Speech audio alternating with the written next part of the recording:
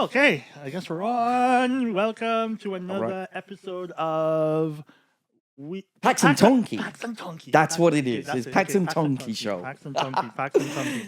Welcome all. Welcome everybody. You know what? Let's start different. Let's start. How are you doing, Pax, today? How are you doing, my brother? How am I doing today? How are you doing? I'm peaceful. Yeah. Yeah. Things are all right. I'm excited that I'm sitting here beside you, ready to do our next show. Wait. Explain to me, actually. Obviously, that's going to help others as well. But explain to me, how on earth can you be peaceful and excited at the same time? Explain that. Because that's amazing. That's amazing to me. Do you know, since the recovery, it's going from a place from my mind to my heart, where my mind used to be the controller, and then coming into recovery, it's been shifted to my heart, and what's within me becoming my controller. But it was a journey to get there. Actually, it was a lot of, chaos, pain, suffering, and then the realization actually, and it goes brilliant into the topic that we're really talking about. Yeah. Is the lies that the mind, we're calling this episode mental noise. Okay. Okay. Right. So this is good. This is why I asked you how you were feeling. Yeah. Because that goes to the center of what our head tells us. So for the most part of my life, before I came into recovery, before I put the drink down, before I had that spiritual awakening that we spoke about in the last episode, for the better part of my life, when someone would ask me how was I doing, I wasn't the one responding. My ego would respond. My ego would say, my ego would say, first my ego, 9 times out of 10, my ego would say, I'm fine. I'm fine. I'm fine means help me. Help me. I'm not fine. I'm saying I'm fine because the other alternative is to say, I'm not doing too good today. Pax, please help me. Do you want an acronym for fine? Tell me. Fine, Yes. I was using quite often, right? It's part of my vocabulary. Yes. It was only when I was in therapy. And it was explained to me, fine is a conversation closing word. Exactly. And, it's basically saying, leave me alone. I don't want to talk about what's going on, or I can't even explain what's going on. Yes. But the acronym for fine is fucked up, insecure, neurotic, and emotional. Yes. Yeah. Okay? Yeah. I used to use the word fine everywhere. Same. Everywhere. Yeah. I'm fine. But it's like I've got this persona. But I have a better, it's honesty. Yeah. Because I appreciate you being honest about how you feel. When I asked you how you're doing, you said, I'm peaceful and I'm excited. And that gives me more, that's why, it's bizarre. It's like, it gives me more of an insight into where you are inside right now. You know what I mean? It's as if the minute we start talking, and we had that discussion the last time, we enter that realm. You know what I mean? That spiritual realm, and our hearts immediately start. It's like we're on the heart connection is made. You know what I mean? It's like the modem. Back in the modem days, there's like the modem dialing up. The modem dials up, and we make the connection, and we start talking. I ask you how you're feeling, and you come back with that really pure, honest, and it's an answer that it provokes a response from me that is also pure and honest. So ask me how I'm doing. So how you doing, Tony, today? I'm okay, but I can tell you, and this will probably lead into what our topic today. I can tell you, I was thinking that the weather is nice out, right? And I got up today, and the sun's shining, and a few people, I've seen people outside, and I'm thinking, well, I should be outside, but I've got to be in this room doing a podcast for 2 hours, and I'm there all morning, trying to come up with 1,000 reasons to postpone today. 1,000. I could. The sun's out. I should be outside.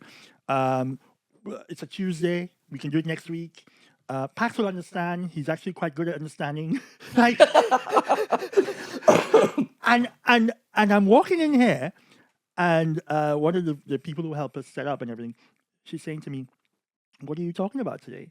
And I say to her, "It's exactly what I'm thinking about right now. Is what we're going to be talking about, which is mental noise. That is mental noise." Yep. So before I go back to you, our topic today is mental noise, the lies our ego tells us. Mental noise, the lies our ego tells us. So I'm feeling okay, and I say okay because I know that mental noise is active. It's active. So I'm not 100%. When that mental noise is not active, as in now, I start to feel better. So yeah, I don't know. So are you saying, and this is probably a question too, are you saying that, what is your mental noise like now? I mean, I told you what mine was like, but what is yours like now, either today or just in general? Have you been able to eradicate it? Is it quieter? Obviously, it doesn't dictate your day-to-day life. That I know. But how loud is it? This all comes back down to what am I doing right first thing in the morning? Yeah. Okay. I never had any of these practices ever before. But the moment my eyes open up, the mental noise is there. Okay, the chatter, the head chattering. I got to get this done. And it keeps going. And then my morning practice is that, I'll shower, I'll have a coffee, I'll do my prayers, and I'll have 40 minutes meditation. I hate to meditate. Right. I hate to meditate. I've but been forced to this. I love you for always putting it in front of me. Yeah. And I'm just being honest about this, right? And I know it's good for me. I know it's good for me. And I know I should do it. My wife's a yoga teacher. My wife trains other yoga practitioners to become yoga teachers. She did a whole thesis on meditation. And I still don't meditate, right? Mental noise. Mental noise. Well, I mean, there was a time where I never did any of the meditation. And again, I'm going to go with this because it's important. And how my mind was rationalizing something that I should be doing, but I wasn't doing. And it's the mental noise. So let's go on. I love that. I love that, right? So are we saying, and I love that, I love having these conversations with you because I literally pick up something every time we speak. I pick up something new, and it's amazing. I just picked this up. You're saying the mental noise is something that I should be doing that I don't want to do. That's what you're saying. If I were to incorporate that as being my mental noise, that is exactly my mental noise right now. And I will get into the ego part of it, but the voice that's speaking in my own voice, in my head, is telling me, don't do this podcast today. And the reality is, this is exactly what I should be doing today. In fact, it is probably the most important thing. And that's the thing about the mental noise. It distracts you, not just from a thing that you should be doing, but the most important thing that you should be doing, it tries to take you away from it. So that's really good. I learned that. I just learned that. I'm like, I come in to learn stuff. Well, I had that. I mean, exactly what you say. It's like, I know what I should be doing as my, my program of recovery. And then the mental noise goes, well, no, do you know what? Let me take a shortcut here. Really? Do I have to do all of this stuff? This is so much. And the crazy part of it is all of that benefits me. Yeah. Not only benefits me, it benefits everybody around me. Okay. The mind kind of comes in and says, well, now, you feel okay. Everything's all right. So, yeah, you can skip that bit. You'll be okay. Yeah. And I've had it all through the journey. I mean, had it when I came into recovery myself, and the mind saying, okay, I can cherry pick this program. It's like I can suit what I need, because my problem is just in this area and this area. And that's it. And that's beautiful. Yeah. That is it. And that I think encapsulates. I mean, if we were to speak to somebody directly to somebody who's having a problem with alcohol or addiction and has no idea why they keep jumping back on that wagon. You know, they have no idea why that cycle keeps going round and round and round. That's the thinking. But I just realized now again, I realize we still have that thinking, but it doesn't translate into the round and round cyclical. So I think what we should try to do in this particular series is try to explain to people how did we get off that round and round, because the thinking is still there. You just said to me, I meditate, I do all these different things. I have this program that takes me out of that thinking. I said to you, how did I come here? I mean, obviously, I didn't do the thing I wanted to do. I didn't do the thing that my mind was telling me to do initially, which was to go out in a garden somewhere and relax in the hot sun. I'm still here. So this is interesting. How do we explain how we were able to almost like sidestep the mental noise and still do the thing that is important? How do we? And I know there is a part of. I'm going to say let's introduce the Big Book of Alcoholics Anonymous, which is a piece of literature you and I have both read. Okay, it is a piece of literature that we have used extensively to guide our sobriety, and the information in that book has helped us to sidestep that mental noise. So yeah, how did you? It's interesting because you're saying to me, I still have that mental noise. I still have the voice in my head telling me, well, don't meditate, take a shortcut, don't do 10 minutes, do 2 minutes, or whatever it is. How are you able to sidestep that? It came with making a decision of doing something repeatedly to be consistent. It's like, if you do something for 2 weeks consistently, it becomes muscle memory in its own way. But the journey had to come from a place of pain on doing it a different way. And that pain became the persuader. Interesting. Yeah? Okay. Wow. So the lash of our lash of drinking, the pain, we became the persuader that smashed the delusion that I need help, right? Where I actually believed, and that again, it goes into the mental noise. I believed I'm okay, and then the pain actually sliced it open to the point where actually I'm not okay, and I need to do something here. So the pain actually became my best friend, really. Because the pain actually drove me towards the solution in the first place.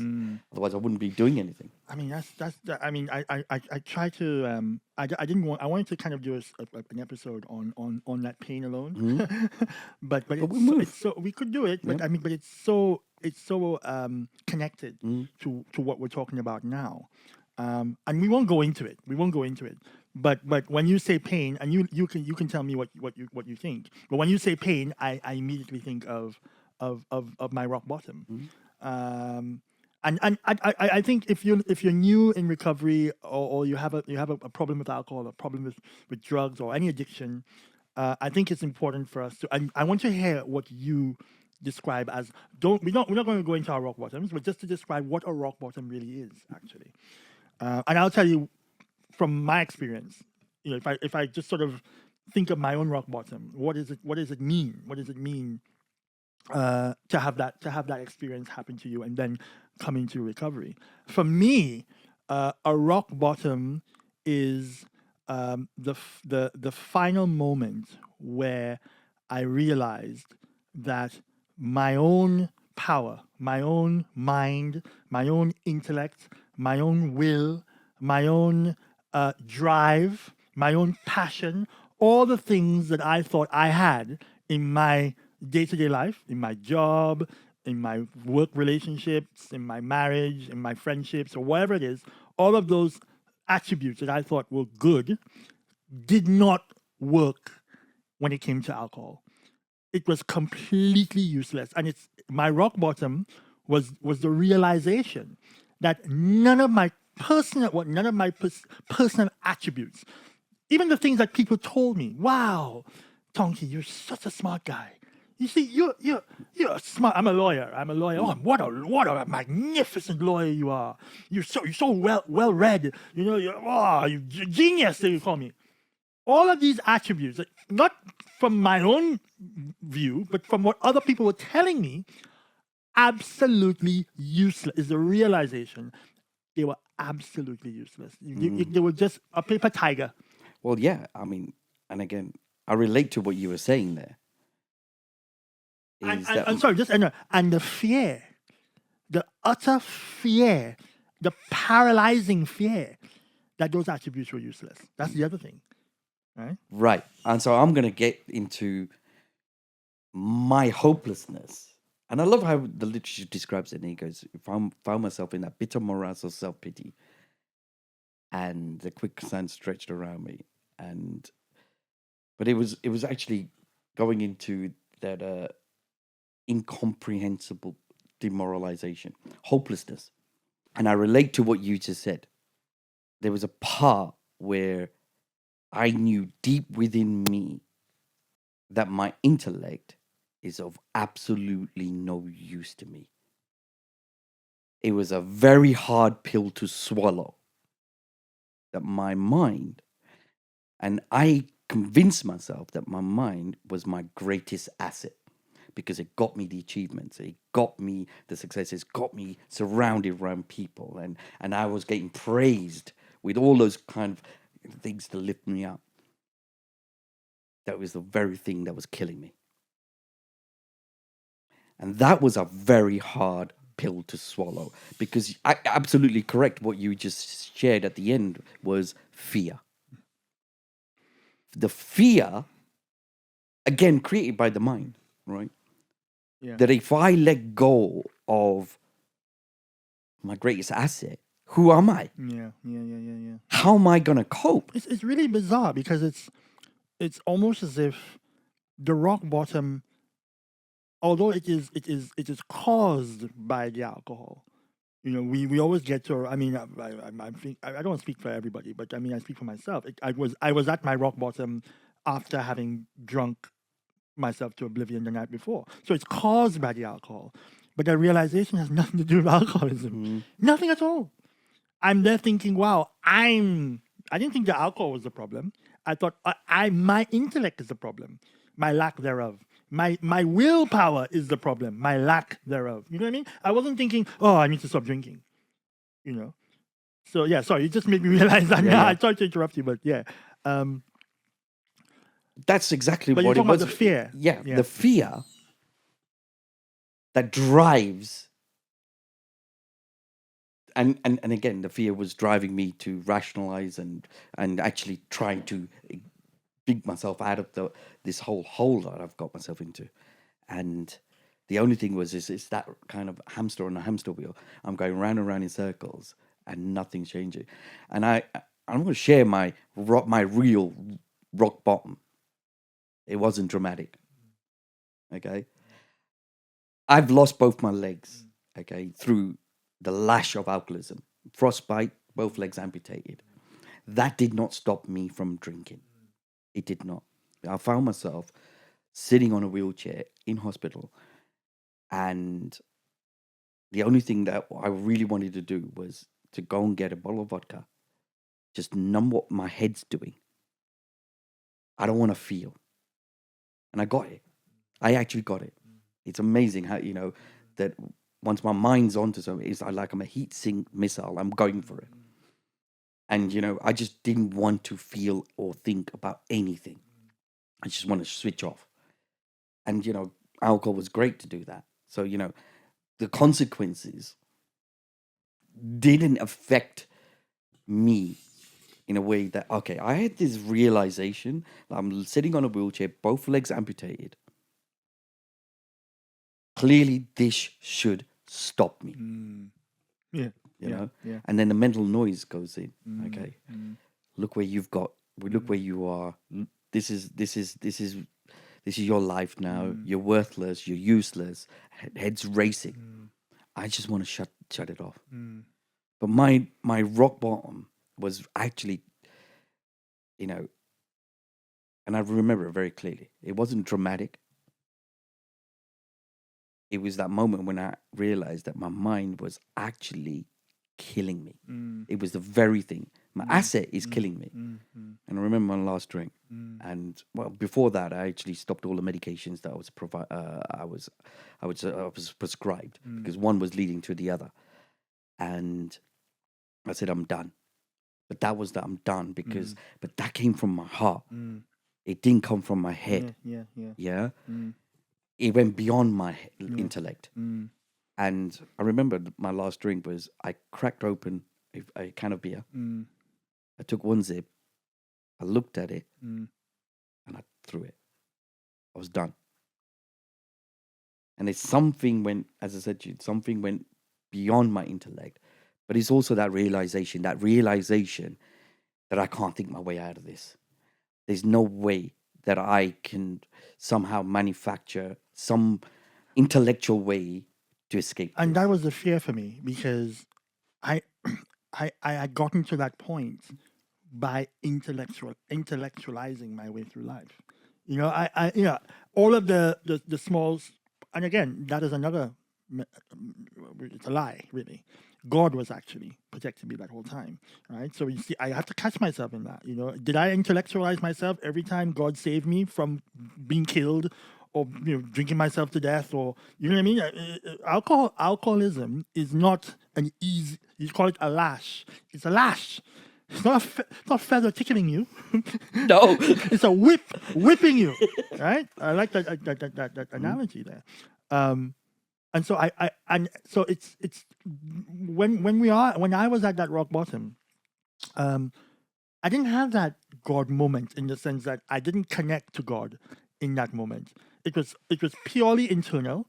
God was connecting to me. Don't get me wrong. God was doing His thing, but I was completely oblivious to it, and I was. It was the fear around. Wow, I can't think, as you say, I can't think myself. I can't think of a plan or an explanation or a solution to this situation. And it's crippling. It's like it's almost as if getting off the hamster wheel is realizing there's no way off the hamster wheel. You know what I mean? And so you're now desperate to find how the fuck do I get off this hamster wheel? First of all, you don't even know you're on a bloody hamster wheel in the first place. No, you don't. Right? So it's the two realizations. I'm on a hamster wheel and I can't get off. And I can't get off using my usual intellect, my mind, my thinking. Something else has to come in and I don't know what. And I don't know how to do it. And in comes the psychologists, in comes the medications, in comes all of the different things that some of us turn to. And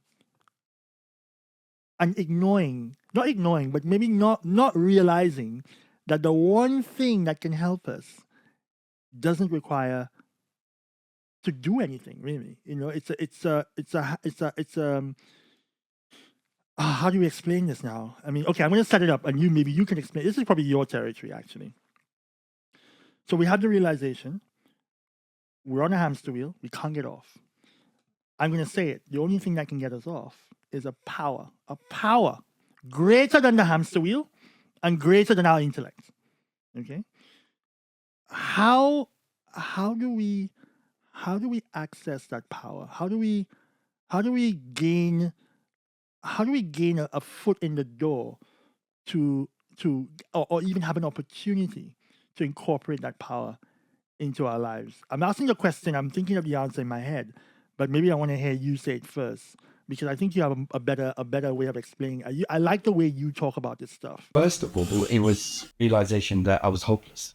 Hopelessness comes to that place where I really don't know.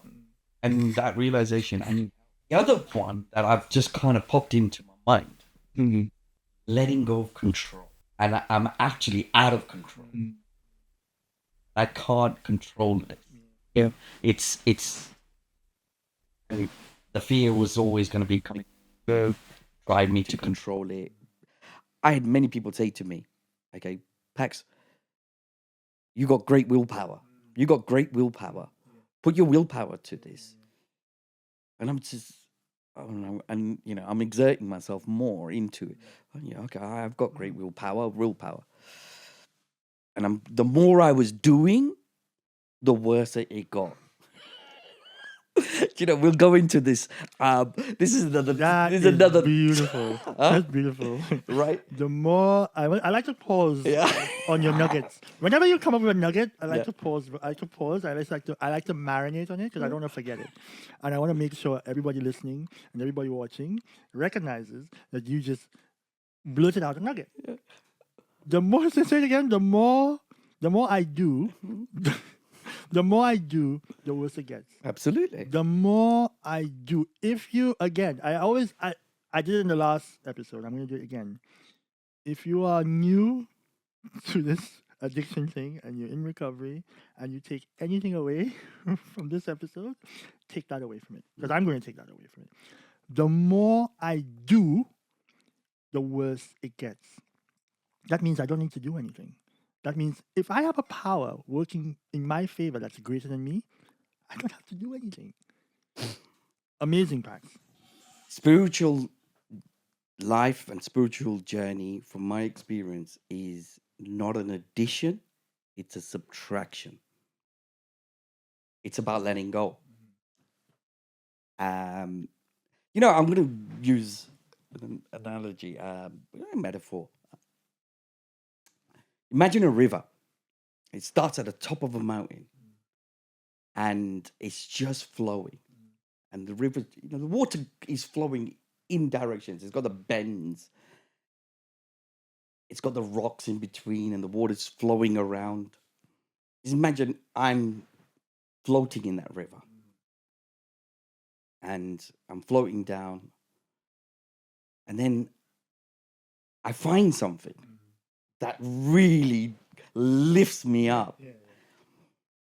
And I'm holding on to the banks to hold on to something because of what it's done.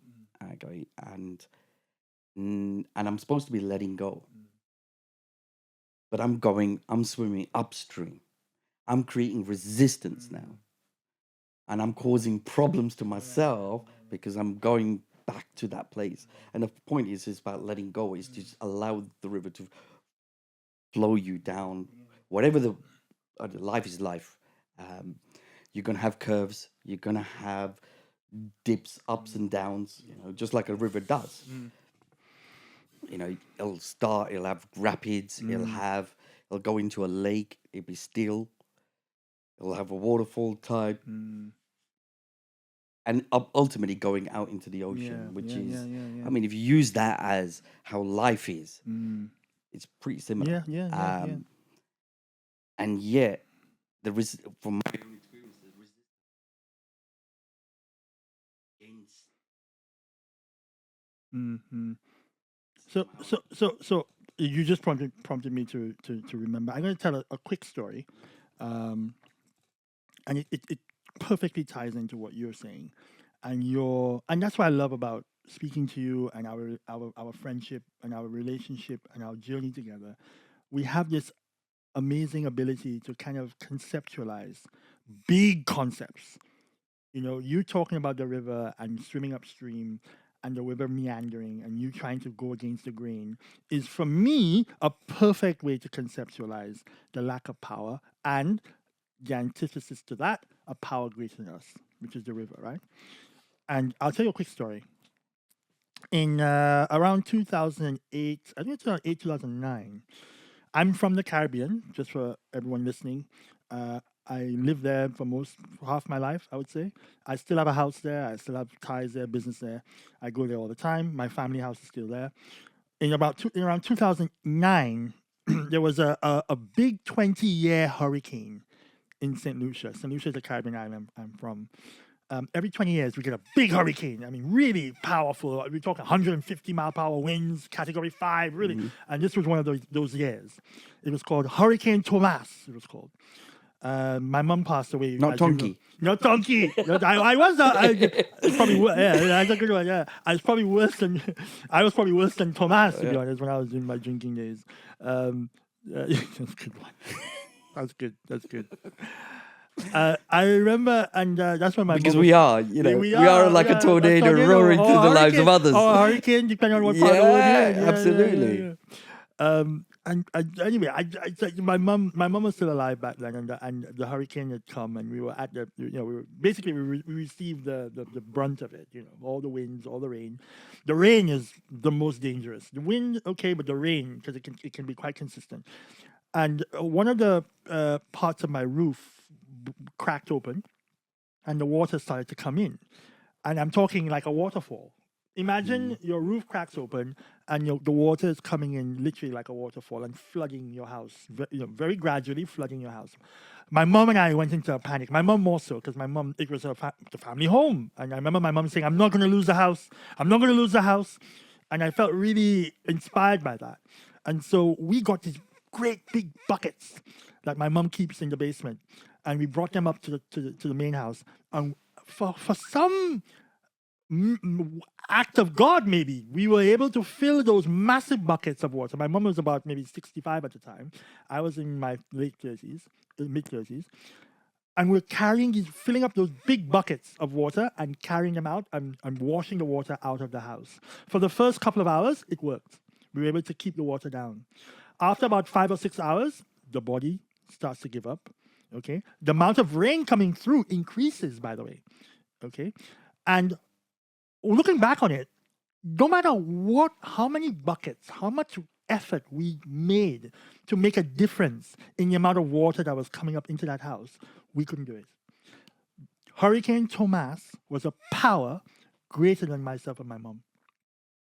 And I remember the last straw was, let's go and break the pipe outside because the pipe was blocked. And you break it and we let the water flow out from the house, right? So I go out in the thing and the 100-mile-per-hour wind, and I probably, it's very dangerous. And I get a hammer and I break the damn pipe and it looks like a movie, right? And the water comes out and I say, yes! I go back to the house, no difference. The water just came in, more water came in through the roof, and the house flooded. The house eventually did exactly what my mother was trying not to allow to happen. And it's only when I came into recovery I realized that, nature, the force of nature is a power greater than me. My higher power, what I turn to or what got me off that hamster wheel that we're talking about, what allows me to sidestep that mental noise, that power is like that hurricane, the force of it. So I can't affect it. In the same way I can hand everything over to that power, I can't affect that power. I can't make it bigger or smaller. I have no effect on it, which I love. I have no control over it, right? But I allow it to direct me, which is, again, to get to that point, you have to recognize that mental noise, because it's the mental noise that will actually prevent you from getting to that point, right? Relinquishing control, like you say, right? So relinquishing control to the hurricane, realizing no matter how many times I put the water out, it's still going to flood, okay? And recognizing that hurricane is more powerful than me. Well, this is where awareness comes in, really, doesn't it? Through the journey of recovery and coming into it, having a spiritual awakening, and then a perception shift. And the perception shift is, from my experience, has been awareness. And then I'm actually aware of what my head's saying and doing. I didn't know before. See, because I identified with my mind as being me. I didn't identify as by something else. Right? We'll get into that. That's okay. Yeah. We'll get into that. I identified it before that my mind is me. Okay. And coming into recovery, and then the lash, and then that realization comes in, and have awareness, and the awareness becomes the drive. If I listen to half the stuff my head comes up with, right, I should be locked up. Yeah. I should be locked up. Same. But with the awareness, I'm not identified with what the the mind is actually saying. And, I get to choose with awareness. And that's tapping into a power greater than myself. And, the recovery program shows us, and it says, consciousness. Some people say God consciousness, or some. You can use awareness. You can use perception shift. It doesn't matter which one you use. It becomes active. So, I mean, I know people Right. might think, okay, well, what are we talking about? A religious God or a religious power? And I don't, just because I'm aware that people might be listening to this, are not in recovery. They might be just thinking they might have a problem with alcohol or addiction. And to hear us talk about God and a power, it might be intimidating, right? It might be like, what are these guys on? Is there some religion or some cult, or these thoughts do come into people's minds. But I think let's try to allay those thoughts. Let's try to make it a little bit more palpable.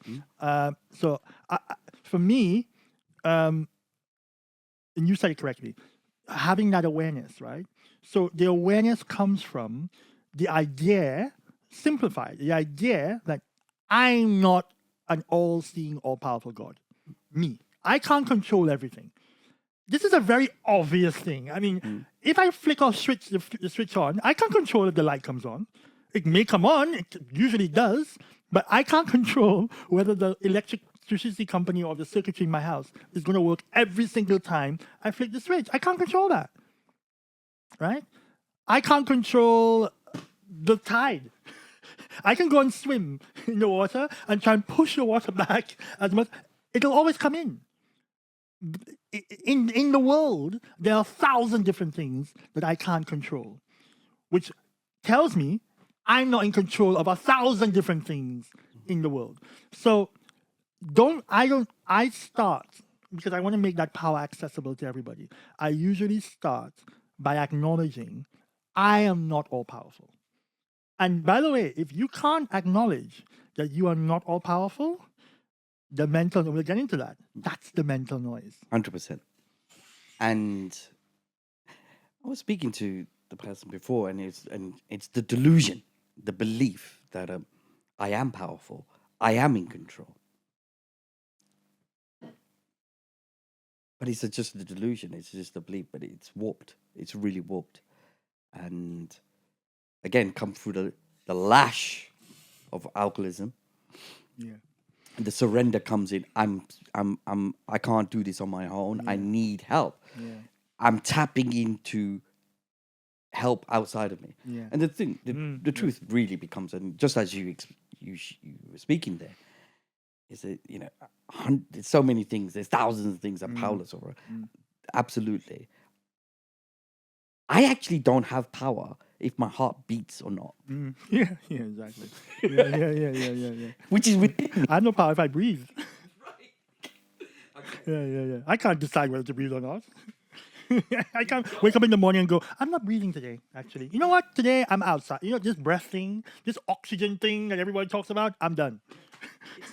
It's ridiculous. Yeah. I actually don't have control. Yeah. I have control. But it's also about the relinquishing control, Yeah. right? I don't know if the pilot, I'm flying a 19-hour flight to Hong Kong. I don't know if the pilot is drunk. I know the pilot just had a massive night out last night, had to recover in the morning, feeling a bit groggy, and looking at his instruments, they're all blurry. I don't know if the plane has a technical problem. I don't know. I just get on the plane. Yeah. I hand over everything to the plane. Blind faith. Blind faith. Not only do I hand over my life to the plane, my wife and my son, no problem. Easy to hand Take over. my son, take my wife, the random guy sitting in the cockpit who I've never met in my life, who I don't even know he's actually a pilot. I don't go on the plane and go, excuse me, could you show me your pilot credentials and how long you've been flying this particular type of plane so I can determine how good you are in flight? I don't do any of that stuff. Do you ask the pilot their mental capacity? I don't ask the pilot, do you have a power greater than you? Do you believe in that power? Nothing. Nothing. I go on there and I just hand over my will and my life to a random person, right? And I've done it many times. I travel a lot without thinking. It's self-serving, though, isn't it? It's okay when it's self-serving. It's okay when it's self-serving. Yeah, of course. When it's something that it entirely benefits me. When Absolutely. it's something that is also something materialistic as well. You know, it's in the material world. You know, it's not something that has any real spiritual context to it. You know what I mean? It's just kind of it's funny how what's that? Oh, yeah. So it's funny how like we do these things. They don't have. Obviously, I love flying and I love going. I love traveling. I'm not saying that's wrong. I'm just saying the act of doing it. I do it so freely, I'm so laissez-faire with my will and my life in those moments. And I forget why we're going there, but it does tie into, again, the mental noise. The mental noise is non-existent. You know, all of these examples that I say to you, asking the pilot whether he's competent or not, or worrying about whether he even is a pilot, that would be mental noise. Why is it all of a sudden so quiet? But you're right, because it's self-serving, isn't it? Self-serving. Yeah. This is where self-centeredness really does come in, and selfishness. I love that segue. We'll go into that. Yeah. Go. You know, selfishness and self-centeredness, it really brings this out. There was a time where I actually I convinced myself, but before I go there, you know, I want to backtrack a little, because you use the word intellectualize. Okay, I'm going to speak about 4 words, and it could be many more. Right? We've spoken about rationalization. Okay, but I love the word rationalize. It's got lies on the end, so my ego uses that to lie to me. Right. The next one is intellectualize. It's got lies on the end. Right. It's using it to lie to me. You know, analyze. Okay, it's got lies on the end. And you know, one of them, it's very subtle. Minimalize. Yeah. Right? Yeah. And it brings, it's all lies. Okay. Yeah. So this is good. Okay, so that's great. So this is great. So let me just, before we go into that, let's just kind of context. Let's put into context the ego first, and then I want you to go back into what. So I want you to go back straight back into what you were just talking about. So when you say the ego, so we're saying the mental noise, it's lies. Our ego tells us. Our ego. So what we're saying is, and I don't know if it applies to everybody. I don't know. I'm an alcoholic, right, in recovery. For an alcoholic in recovery, my ego, and this is exactly what my ego is. My ego is not me, by the way. It's not me. It's a separate thing apart from me. It's not my ego. I have no control. I have no possession of it. Right? It's a separate thing. It's not of God. It's not of my higher power. It's a separate, complete entity. Right? My ego is a voice in my head that sounds like me, that lies to me, it gives me opposite information, wrong information, right? That's my ego, okay? So I'll go back to you now. So you're talking about these 4 different words, right? You're describing the way in which the ego communicates with us, right? So when we say ego, this is what I mean when I say ego. It's a voice in my head that sounds exactly like me. It's indistinguishable from me. It even has my personality. And it tells me, it gives me wrong information, and it feeds me lies about a particular situation or a set of facts to prevent me from confronting the truth, right? It does not want me to see the truth of my reality. It wants to, as you say, delude my reality, right? And the more it deludes my reality, the better of a chance it has of luring me back into my addiction. Right? So let's talk about, I love that. Let's talk about the 4 words that you described, how the ego how our ego communicates with us. Because I'm eager to learn this now. This is, for me, I'm learning. I need to take notes, right? So go, Pax. Well, going with the ego, it's like, I struggled with, this misconception of what ego was. I actually believed the ego was, okay, how, I'm flashy and that's one part of it, okay? But the egoic mind, is a medical, it's a scientific term, where it's the mind that's operating, and it has a specific function, solving problems or defending from risky situations, and it's all logical. It's all logical. It's 1 + 1 = 2 approach. The problem is that we, as a human being, we have emotions, and life challenges, and it's how the mind actually interprets that. If it sees a threat or something, it provides the information. And I've always been in this logical way of operating. We tapped into it before. Was as I was growing up from a child, I found I was latching on to solutions for problems as I was going through life. Oh, this makes me feel good. This is good. So this is, and actually not, but it was getting embedded subconsciously. Realizing 95%, it's a fact actually, 95% of our daily operation is subconscious. We only use 5% as the cognitive area. And everything that's in the subconscious is what it is holding on to information. Oh, this is the solution. Okay, so drink works. It solves this irritable problem. Rationalize. Right. So the rationalize comes in. Well, through the drinking career was, I've had a stressful day at work. Minimalize. Right. Okay. Let's have one for the road. It could be another one. There was a time, I drunk drove. And, I could, I realization actually, what, I shouldn't be doing this. And the rationalize was, it's only another half a mile and I'll be home.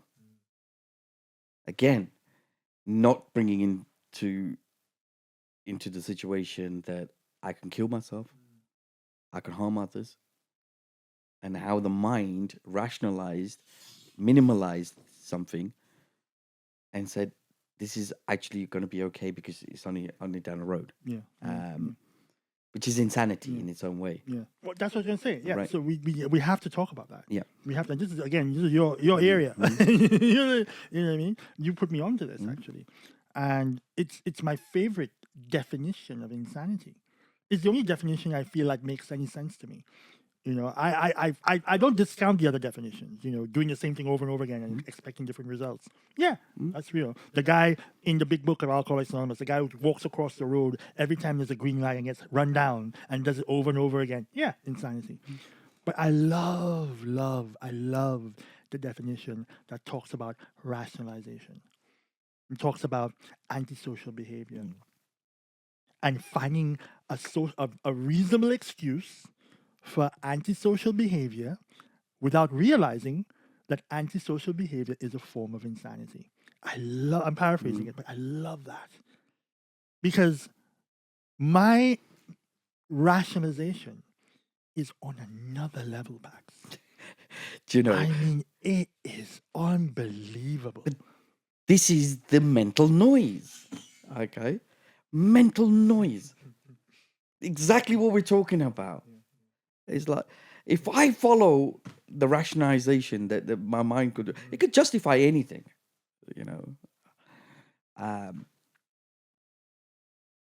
but it's insanity. It's like the only person that suffers in the long run is myself. But yet, my mind helps me convince myself what I'm actually doing is absolutely perfectly okay. So, and going back to this point, meditation. We spoke about it. Right?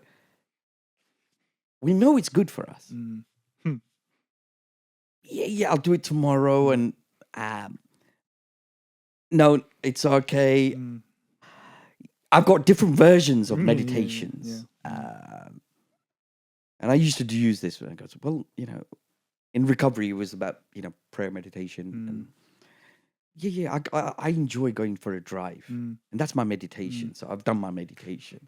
And actually, I'm just the truth is, I cannot sit sit in one place on my own and not do nothing and sit in meditation, right? So, but my mind is not going to admit that because I'm restless, I'm a little bit irritable, I'm a bit discontented. It rationalizes and uses, I do a different form of meditation, okay, that works for me.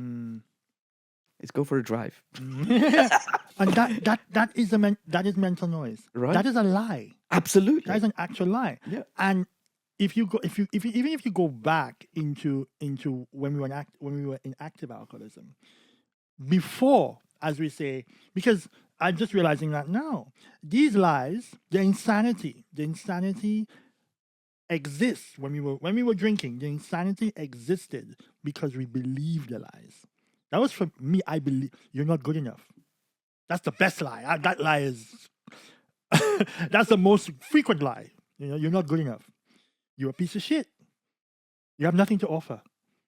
Your life is going down the tube because you're not. You're just throwing your life away because you have nothing to do. You have nothing to offer. You're just constantly no one loves you. Do you know what? When you said that, no one in the world loves you. One I just came to my mind. Pax, you're mentally insane. Just drink. Yeah. That's a good one. Yeah, just drink. That's a good one. You're mentally insane, so you might as well just drink. Sometimes the lie is not even articulated in the form of a lie. You might as well. There's no point there. There's no point. There's no you might as well. You've got no solution. That's the best one. No, this is the absolute. And a lot of people, I've heard this being shared by other alcoholics quite often. In the last 11 years I've been sober, this is a good one. I just hit the fuck it button. The fuck it button. Fuck it. That's when the ego's not even trying anymore. The ego's just like, oh, fuck it. It's just unbelievable how we just absorbed it without any question, without any and that is when we say we've been restored to sanity. That is what I mean when I say that. That same power we were talking about, right? That hurricane, God is a hurricane in a sense, right? That power allows me to recognize the lies. And I think that's what we're touching on now. When we were trying to, and this is beautiful, Pastor. This is, I think, the journey we embarked when we did this. When we started this episode, this is for me the journey I was hoping we would get to, and we got to it. Because I remember at the start I asked you, how did we get off the hamster wheel? How did we realize we were on a hamster wheel, and how did we get off? And that is it.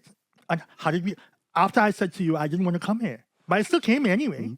I go off the hamster wheel is not just drink. The hamster wheel is that mental noise. It's all that stuff the ego is telling us to take us away from what's good. It doesn't want anything good. It just wants all shit, all crap, right? So how did I still come anyway, right? It's the recognition that what it's telling me are lies. That is for me the definition of being restored to sanity. Right. Check this out. Mental noise. I remember very clearly, I woke up one day and I looked in the mirror. I look, Pax, you look great. Okay. You do look great. Right. Okay.